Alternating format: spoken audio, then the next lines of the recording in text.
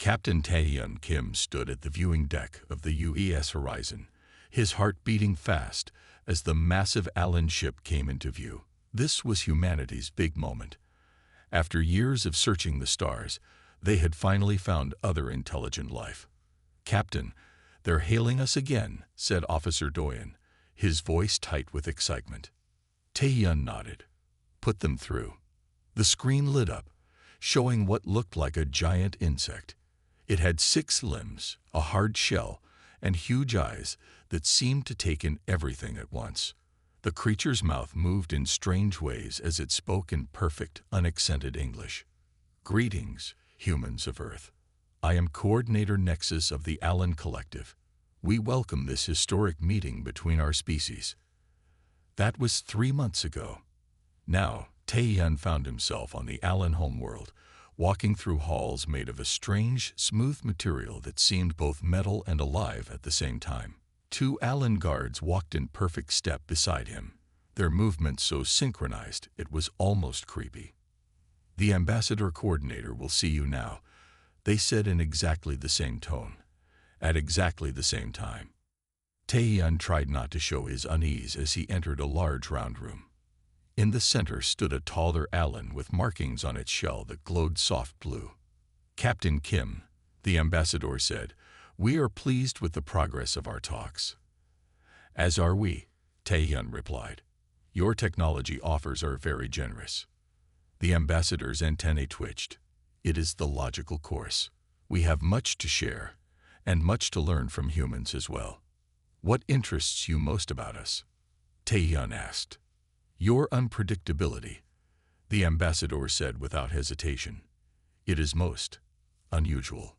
As part of the diplomatic mission, Taehyun was given a tour of an Allin city. Everything moved with perfect order. Workers marched in straight lines. Builders worked in flawless unison. There were no accidents, no confusion, no arguments. "How do you maintain such perfect order?"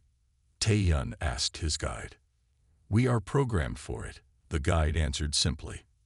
"From birth, each Allin knows their purpose. Our genetic code determines our role, our skills, our place. It is efficiency. And if someone wants to do something different," the guide's antennae twitched rapidly. "Want. This concept is strange. Why would one want what they are not programmed for? It would bring only failure and unhappiness." That night, in his private quarters, Taehyun recorded his daily log. "The Allin technology is amazing. Their medical advances could cure most human diseases. Their space drives are twice as efficient as ours. But there's something troubling about them. They talk about being programmed from birth, not just their society or culture, but their actual biology. No one seems to have any choice in what they do. And stranger still, none of them see anything wrong with this." He paused the recording, looking out the window at the Allin city. Even at night, it moved with perfect precision. No one rushed. No one lingered. Every light turned on and off at exact times. "They find us fascinating because we're unpredictable, because we make choices they can't understand. They call it inefficient, but I see the way they watch us. It's almost like hunger." A soft chime indicated an incoming message. The Allin Council had approved the Cultural Exchange Program. Soon, human scientists would be allowed to study Allin society up close, and Allin observers would come to Earth. Taehyun shut off his log and accepted the message. As he read the details, a small shiver ran down his spine. He couldn't say why, but something told him that this perfect, ordered species saw something in chaotic, free-willed humanity that they wanted very badly. And Taehyun wasn't sure that was a good thing. 5 years had passed since first contact. Dr. Ju Park checked her bag one last time before stepping onto the transport ship. She was one of 20 scientists chosen for the expanded cultural exchange program with the Allin. "Nervous?" asked Hanyul Lee, her research partner. "A little," Ju admitted. "We're going to live among aliens for a whole year."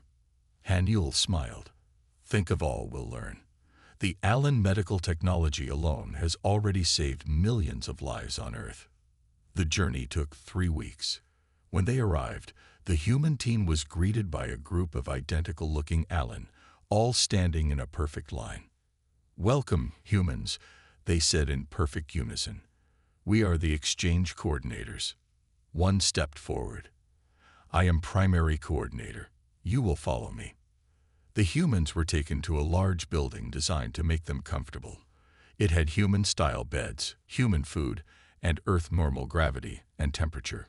But something about it felt too perfect, like a museum display of human life rather than the real thing. On their first day of research, Juwu and Haniol were assigned to study Allin's social structures. They followed their guide, a smaller Allin named Technical Observer, through the busy streets. "How do young Allin choose their jobs?" Juwu asked.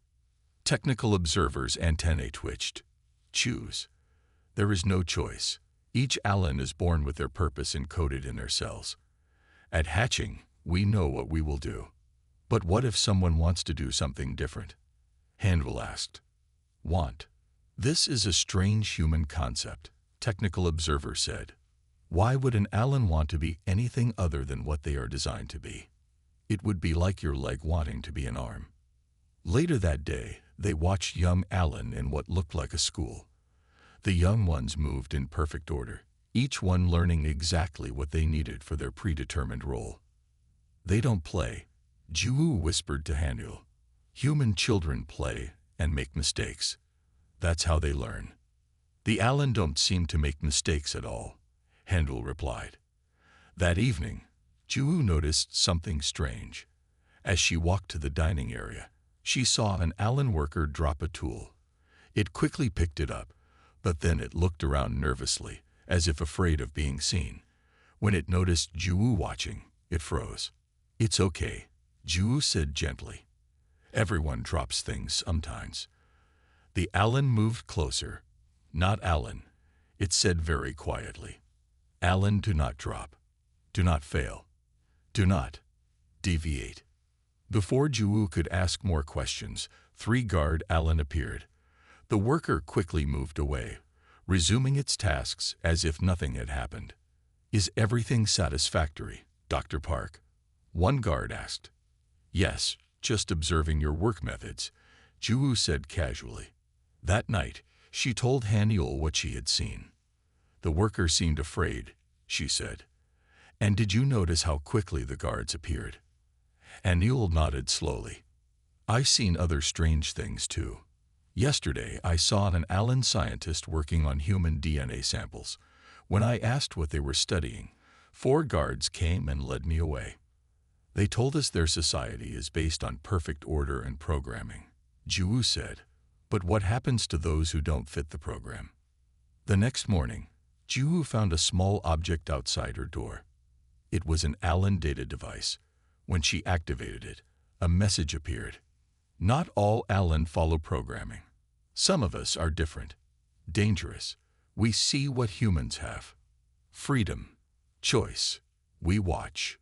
We learn. But the coordinators watch too. They want something from humans, something important. Be careful." The message disappeared as soon as she read it. Juwu stared at the blank screen, her heart racing. For the first time, she wondered if this cultural exchange was really what it seemed to be. 10 years had passed since first contact. Haniol now worked in a joint research facility on the Allin homeworld. He had learned their language and earned a level of trust unusual for humans. The Allin had even given him access to their biology labs, where he studied the genetic programming that made their society possible. One night, while most Allin were in their rest cycle, Haniol noticed a light in a lab he had never entered before. The door was marked with red symbols that his translator didn't recognize. Curious, he tried his access card. To his surprise, the door opened. Inside, Haniol found rows of screens showing data he had never seen. He moved closer and realized he was looking at human genetic code. Thousands of samples, all labeled and organized. "This is strange," he whispered to himself. "Why would they have so many human DNA samples?" He touched one screen, and it changed to show a video feed. Haniol's blood went cold. The video showed a large room filled with clear tubes. Inside each tube was a human, floating in blue liquid, asleep or unconscious. Haniel quickly copied the files to his datapad. As the information transferred, he opened more screens. One showed a report with the title, Human Breeding Program, Phase 3. The report talked about successful implantation of obedience genes and reduction of resistance traits. It mentioned breeding colonies on moons far from Earth. The goal was clear. The Allin were trying to create humans who could be programmed just like them. This can't be happening, Haniel said, his hand shaking as he downloaded the last files. Just then, the door slid open. 3 Allin security guards entered, their hard shells gleaming under the lights. Human Haniel Lee, you have accessed restricted information, one said. This is a security violation.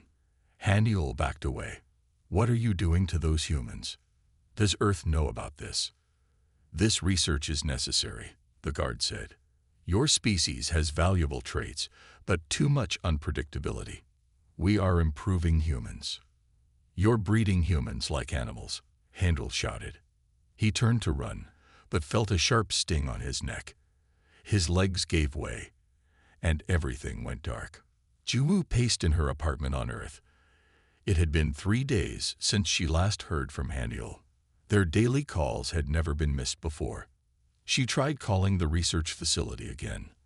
I'm sorry to bother you, but I still haven't heard from Dr. Lee. The Allin on the screen replied in the same flat tone as yesterday. Dr. Lee is engaged in deep research. He cannot be disturbed. That's exactly what you said yesterday, Juwu said. I want to speak to him now. Not possible. We will inform Dr. Lee of your concern. The call ended. Juwu stared at the blank screen. Something was very wrong. She and Haniel had been more than research partners for years now. He would never go silent like this. She went to her computer and sent a message to Captain Taeyeon Kim, now Admiral Kim, head of Human Allin Relations. Need to speak urgently about Haniel. Something's wrong. Minutes later, her screen lit up with a reply. Communications may be monitored. Meet me tomorrow, 800, at the old observatory. The next morning, Juwu arrived early at the abandoned observatory outside the city. Admiral Kim was already there, looking worried. I got your message, he said. I've been concerned about Dr. Lee too. The Allin have been acting strange lately, restricting access to their ships, delaying meetings. Haniel wouldn't just disappear, Juwu said. Something happened to him. Admiral Kim handed her a small device. This came through a private channel yesterday. It's from an Allin source. Juwu activated it. A hologram appeared showing Haniel unconscious in a cell. Text scrolled beneath. Human Haniel Lee. Captured accessing breeding program data. Scheduled for memory adjustment. Juwu's hands trembled. Breeding program. What does that mean? I don't know, Admiral Kim said. But I think we need to find out. And we need to find Haniel before they do whatever memory adjustment means. Juwu couldn't sleep. It had been 2 days since she learned about Haniel's capture. She had tried every official channel to find him. But the Allin gave the same answer each time. No information available. A soft beep woke her from a restless nap. Her door's security system was alerting her to a visitor. On the screen, she saw an Allin standing outside, smaller than most, and with unusual yellow markings on its shell. Who are you? She asked through the intercom. Someone who can help you find Haniel Lee, the Allin replied. Please, let me in quickly. It's not safe to be seen. Against her better judgment, Juwu opened the door. The Allin entered quickly, looking around nervously. My name is not important, it said. Humans call me Yellow. I am different from other Allin. Different how? Juwu asked. Yellow's antennae twitched. I can resist my programming. I can make choices, like humans do. I didn't think that was possible for your kind. It wasn't, until we met humans, Yellow said. Something in your presence, your DNA perhaps, has affected some of us. We call ourselves the Broken Ones. Yellow explained that a small group of Allin had developed the ability to question their programming after extended contact with humans. They lived in secret, hiding their difference from the coordinators. Your friend Haniel found something he shouldn't have, Yellow said. The breeding program is the Allin's most guarded secret. Why are they breeding humans? Ju asked. They want your defiance, Yellow said simply. Humans have something we lack. The ability to resist, to choose, to disobey when necessary. They believe it's in your genes. They want to isolate it, control it, use it. To make better slaves, Ju said, understanding now. Yes, but I know where they're keeping Haniel. We can help you get him out. The next day, Yellow took Ju to an abandoned building at the edge of the city. Inside were 5 more Allin with different colored markings and 1 human man. This is our safe place, Yellow said. And this is Kian. The human man stepped forward. He looked to be in his 30s, with dark eyes that seemed older than his face. You must be Ju, he said. I've heard a lot about you from Haniel. You know Haniel. How? Kian's face darkened. I was born in one of their breeding facilities. Haniel found me when he discovered the program. He helped me escape before he was caught. Ju stared at him in shock. You're from their breeding program, but you seem normal. Kian smiled without humor. That's what makes me a failure in their eyes. I was supposed to be programmable, obedient. Instead, I questioned everything. They couldn't control me. He's like us, Yellow said. A mistake. A beautiful mistake. Kian pointed to a map on the wall. Haniel is being held here, in their main research facility. They're preparing him for memory adjustment, which means they'll erase everything he learned about the breeding program. We have to get him out, Ju said. It won't be easy, Kian warned. The facility is heavily guarded. But we have an advantage, Yellow added. They don't know about us, the Broken Ones. They don't expect Allin to break rules or disobey. They spend hours planning the rescue. The rebel Allin would pose as security guards, using their natural appearance to gain access. Ju would wear an environment suit that would hide her human features.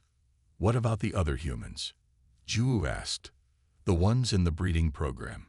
We need to help them too. Kian shook his head. There are thousands of them, spread across multiple facilities. We can't save them all today. But if we get Haniel and the evidence he found back to Earth, maybe we can save them all.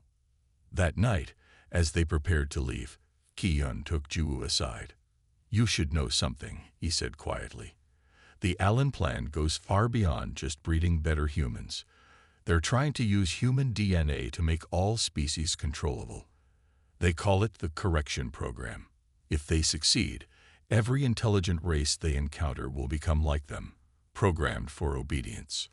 Then we have to stop them, Ju said. For Haniel, for you, for everyone. The research facility stood tall and silent in the night. Its smooth walls glowed with a faint blue light. 4 Allin guards stood at the main entrance, perfectly still. Ju adjusted her environment suit one last time. The helmet hid her human face completely. Remember, Yellow whispered, walk like you have a purpose. The regular Allin never questions someone who looks like they belong. Yellow and 2 other rebel Allin had painted their shells with the red markings of security officers. They moved toward the entrance with Ju following behind. Transport team for special project, Yellow said to the guards in the flat Allin tone. The guards stepped aside without question. Ju's heart beat fast as they entered the building. Inside, they followed Kian's map to the lower levels. They passed many labs with strange equipment and glowing screens. In one room, Ju saw rows of test tubes containing tiny human embryos. She wanted to stop and free them, but she knew they had to find Haniel first. This way, Yellow said, pointing down a long hallway. Cell block D. They turned a corner and suddenly faced 3 Allin scientists. The scientists stopped, their antennae twitching rapidly. You are not authorized for this area, one said. Yellow stepped forward. Special transfer orders from the High Coordinator. The scientist's antennae twitched faster. I received no such orders. For a moment, everything was still. Then one scientist reached for an alarm panel on the wall. "Stop," Ju shouted, forgetting to use her Allin voice modifier. The scientists froze.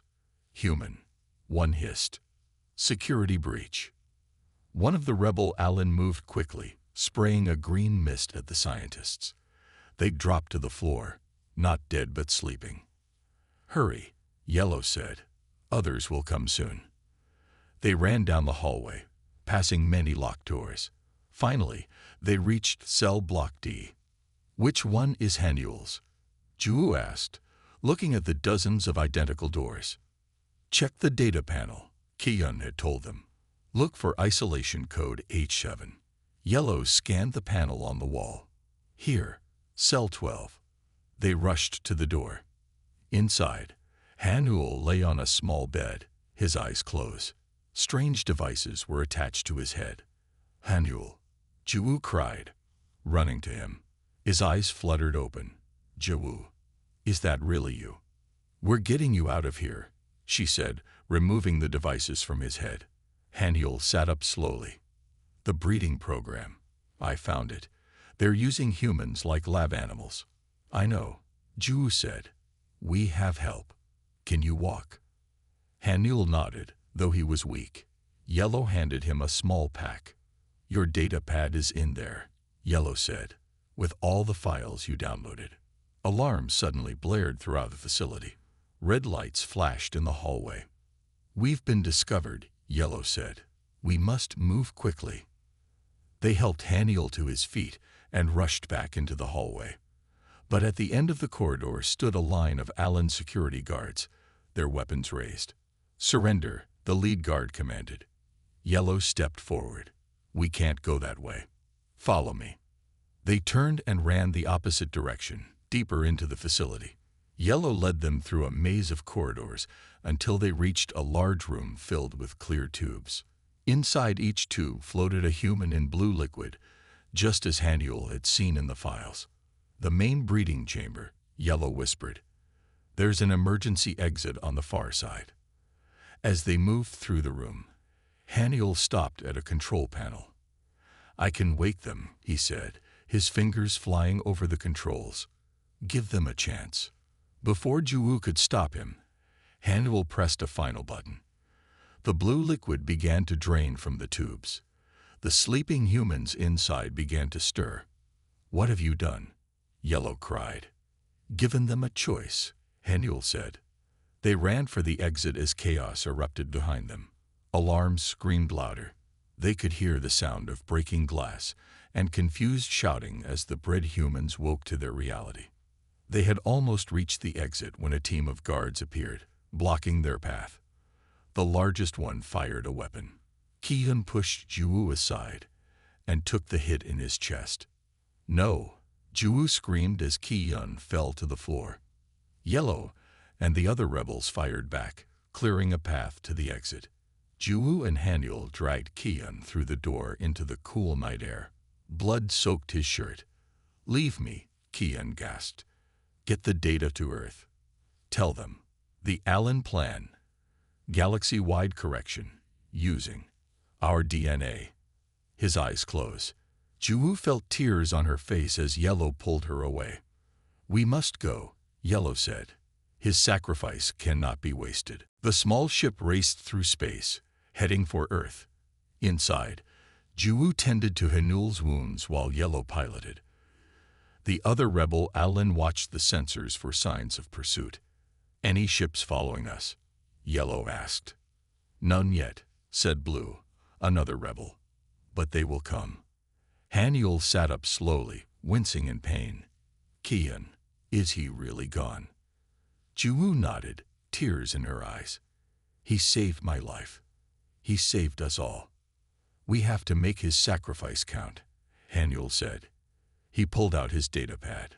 "The information is all here. The breeding program, the secret colonies, everything."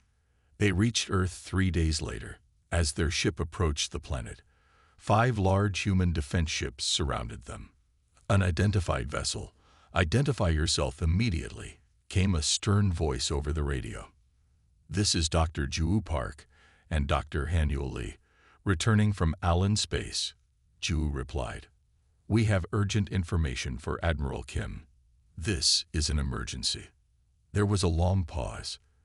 "Then, proceed to Lunar Base Alpha. Land at Dock 7. At the base, they were met by armed guards who eyed Yellow and the other Allin with suspicion. "They're with us," Haniel explained. "They helped us escape." The guards took them to a secure room where Admiral Kim waited. He looked older than Ju remembered, with new lines on his face and gray in his hair. "Dr. Park, Dr. Lee," he said, his voice tight with concern. "Your message said you had critical information about the Allin." Haniel connected his data pad to a large screen on the wall. "Sir, the Allin have been lying to us from the beginning. They've been running a secret breeding program using kidnapped humans." Images appeared on the screen. Rows of humans in stasis tubes, genetic charts, breeding schedules. Admiral Kim's face grew darker with each new slide. "How many?" he asked quietly. "Thousands," Ju said. "Maybe more, spread across multiple facilities." "And that's not all," Haniel continued. "The Allin are planning something they call the correction program. They want to use modified human DNA to create a biological control system for all intelligent species they encounter." Admiral Kim turned to Yellow. "And you? Why are you helping them?" Yellow's antennae moved slowly. "I am what the Allin call defective. I can resist my programming. I can make choices. After contact with humans, some Allin began to change. We want freedom, not control." "How do I know this isn't some trick?" Admiral Kim asked. "Kian died to get this information to you," Ju said firmly. "He was born in their breeding program. He escaped, and then he gave his life so we could warn Earth." Admiral Kim studied the data on the screen. Finally, he nodded. "I believe you, but many others won't. The Allin have provided us with advanced technology, medicines that have saved millions. People won't want to believe they're a threat." "The proof is all here," Haniel said, pointing to his datapad. Admiral Kim pressed a button on his desk. "Security. Initiate Protocol Dark Shield. Full planetary defense. Effective immediately." He turned back to the others. "I'll take this to the World Council, but it will take time to convince them. Meanwhile, I'm putting our forces on high alert." "There's something else you should know," Yellow said. "The rebel Allin have learned that a large fleet is being prepared. The Allin believe they have perfected their human-derived control system. They plan to test it on Earth first." "How much time do we have?" Admiral Kim asked. "Weeks, perhaps a month," Yellow replied. Admiral Kim's face was grim. "Then we need to prepare for war." Later, in their private quarters, Ju and Haniel watched through the window as ships and weapons platforms moved into defensive positions around Earth. "I never thought it would come to this," Ju said softly. "War with the Allin." Haniel put his arm around her shoulders. "The Allin don't understand us. They see our unpredictability, our defiance as a weakness, something to be controlled." "But it's our strength," Ju said. "Without it, we wouldn't be human." "That's what scares them the most," Haniel replied. "That's why they want to control it, use it for themselves. They're afraid of what we might become." Outside, more defense ships rose from Earth, preparing for the battle they knew was coming. 3 weeks passed quickly. Earth prepared for war. Weapons were readied. Ships were built and launched. Every day, more people learned the truth about the Allin, and anger spread across the planet. Ju and Haniel worked day and night in a special lab beneath the lunar base. They studied the Allin genetic data from Haniel's files. Yellow and the other rebel, Allin helped them understand the complex programming in Allin biology. "Look at this," Ju said, pointing to a screen showing Allin DNA. "Their programming isn't just mental. It's in every cell of their bodies. Haniul nodded. That's why most Allin can't disobey. Their bodies won't let them. But Yellow and the others can. Ju said. Something changed in them after contact with humans. Yellow moved closer to the screen. We think it was exposure to your unpredictability, your chaos. It created tiny errors in our programming. Errors that grew over time. Errors that gave you freedom, Haniul said. An alarm suddenly blared through the base. Admiral Kim's voice came over the speakers. All personnel to battle stations. Allin fleet detected entering the solar system. They rushed to the command center. On the main screen, they could see hundreds of Allin ships approaching Earth. They're earlier than we expected, Admiral Kim said grimly. Our fleet is moving to intercept, but we're outnumbered 3-1. Everyone watched in silence as the human ships moved into defensive positions around Earth. The Allin fleet slowed as it approached Mars. They're sending a message, said a communications officer. The screen changed to show the face of a large Allin with gold markings on its shell. Humans of Earth, it said in a flat voice. I am Supreme Coordinator. Your species has shown great potential, but also great disorder. We offer you the gift of order. Surrender now and join the collective. Resist, and we will be forced to correct you. Admiral Kim stepped forward. We know about your breeding program. We know about your plans to control all intelligent species. Earth will never surrender to slavery. The Supreme Coordinator's antennae twitched slightly. Unfortunate. Prepare for correction. The screen went dark. The Allin ships began to move forward again. All ships, prepare to engage, Admiral Kim ordered. Ju suddenly grabbed Haniul's arm. Wait, I think I have an idea. She pulled up the research they had been doing on Allin biology. What if we could do to them what they wanted to do to us, but in reverse? What do you mean? Admiral Kim asked. The Allin wanted to isolate our Defiance gene to control it. Ju explained. What if we could create something that disrupts their obedience programming instead? Not permanently, just enough to give them a taste of free will. Yellow moved closer. You want to break their programming. Like what happened to us rebels. Exactly, Ju said, but on a massive scale. Is that even possible? Admiral Kim asked. Haniul was already typing rapidly on his console. Maybe. We've identified the key sequences in their DNA that maintain the programming. If we could create a biological agent that temporarily blocks those sequences, they would experience free will for the first time, Yellow finished. They would have to make their own choices. But would that stop them from attacking? Admiral Kim asked. The Allin follow orders because they have no choice, Yellow said. If suddenly given a choice, many would question why they are fighting at all. Admiral Kim looked at the approaching fleet on the screen. How quickly can you make this agent? We've already done most of the work, Haniul said. Give us 2 hours. You have 1. Admiral Kim replied. Our ships will try to slow them down. They rushed back to the lab. Ju and Haniul worked frantically, combining human DNA markers with a modified virus that could spread quickly through the Allin ship's air systems. Will this kill them? Ju asked Yellow. No, Yellow said. It will free them. Some may see it as worse than death. As the first shots were fired in space, Haniul held up a small container with a glowing blue liquid inside.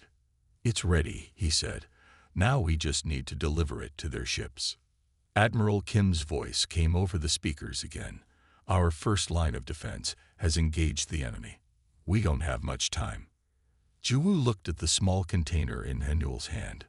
In it was humanity's best hope, not a weapon of destruction, but a gift of choice. The battle raged above Earth.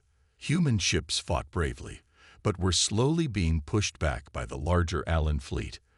On the main screen in the command center, everyone could see the first line of defense breaking. We need to get the agent to their ships now, Admiral Kim said. But how? Yellow stepped forward. I will take it. Everyone turned to look at the rebel Allin. My ship is small and fast. Yellow continued. The Allin will think I am one of them until it's too late. It's too dangerous. Ju protested. You might not come back. Yellow's antennae moved gently. Some things are worth the risk. Freedom is one of them. They quickly loaded the biological agent into special containers that would release it into the air systems of the Allin ships. Yellow's small ship was prepared for launch. Target their command ship first, Henule instructed. The Supreme Coordinator must be made to understand what freedom feels like. Yellow nodded. If I succeed, the Allin will never be the same again. They watched on the screens as Yellow's tiny ship slipped away from the moon and headed toward the massive Allin fleet. It flew between burning wrecks of human and Allin ships, dodging weapons fire. Yellow's approaching the command ship, a technician reported. On the screen, they saw the small ship attach itself to the huge Allin command vessel. For several minutes, nothing seemed to happen. Did it work? Ju asked anxiously. Suddenly, the Allin attack stopped. Their ships hovered in space, no longer firing. Something's happening, Admiral Kim said. The communication system crackled to life. Yellow's voice came through, sounding tired but happy. It's working. The agent is spreading through their ships. The Allin, they're experiencing choice for the first time. The main screen showed the Allin fleet in disarray. Some ships were turning away from Earth. Others remained in place, no longer attacking but not retreating either. What are they doing? Admiral Kim asked. They're deciding, Henule said softly. Maybe for the first time ever. A new message came through. The Supreme Coordinator appeared on screen, but something was different. Its movements were less rigid, and its voice had a new tone. Uncertain, almost afraid. What have you done to us? It asked. I don't know what I feel. We've given you what you tried to take from us, Admiral Kim replied. The power to choose, the right to decide for yourself. 3 months later, Ju stood at the window of the new Joint Research Center. Outside, humans worked alongside Allin, who had chosen freedom over programming. After the battle, the Allin species had split into 2 groups, those who chose to keep their programming and those who wanted to live with free will. The treaty is finished, Henule said, coming to stand beside her. The free Allin have been recognized as a separate nation. The traditional Allin have agreed to end the breeding program and return all humans to Earth. Did we do the right thing? Ju asked. Changing an entire species without their consent. We gave them a choice they never had before, Henule said. Some chose to go back to their programming. Others chose freedom. That was their decision, not ours. Yellow entered the room, now wearing the blue markings of the free Allin leadership. The last of the breeding facilities has been closed. All the humans have been freed. And the correction program? Ju asked. Abandoned, Yellow replied. The traditional Allin have agreed never to attempt it again. They have seen what happens when you try to control free will. Outside the window, a ship landed, bringing more free Allin to join the research team. They would study consciousness and choice together, learning from each other. That evening, Ju and Henule sat in the medical center, looking at a small screen. On it was an image of their unborn child, growing safely in Ju's womb. What will we tell her when she asks about all this? Ju wondered, touching her stomach gently. We'll tell her that her parents helped 2 species understand each other, Henule said, and that the greatest strength anyone can have isn't obedience or even intelligence. It's the will to choose your own path. As they watched the tiny heartbeat on the screen, somewhere in the stars, countless beings continued to make their own choices for the very first time.